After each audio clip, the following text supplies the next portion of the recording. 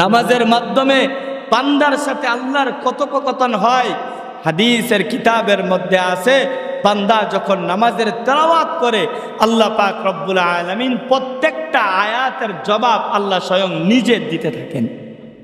আল্লাহ স্বয়ং নিজে দিতে থাকেন। বান্দা যখন সেজদা দেয়, আল্লাহু আকবার, বান্দা যখন সেজদা দেয়, হাকিমুন নফস আল্লামা মুশতাকুন নবী কাসিমি তিনি বলেন যে বান্দা যখন সেজদা দেয় তখন আল্লাহ বান্দার পিঠে, আল্লাহ পাক বান্দার পিঠে হাত বুলায় বলে, বান্দা উঠ, কি চাস বল, তোর কি চাওয়া, তুই কি বলতে চাস বল। বান্দা যখন তাশাহুদের হালতে বসে তখন কি পড়ে, আত্তাহিয়াতু লিল্লাহি ওয়াসসালাওয়াতু ওয়াত-তাইয়্যিবাত, যখন তাশাহুদ পড়ে আল্লাহ পাক রব্বুল আলামিন খুশি হয়ে যান। আল্লাহ বলেন, বান্দা আমার নামে আমার প্রশংসা করতেছে, বান্দা আমার গুণকীর্তন করতেছে।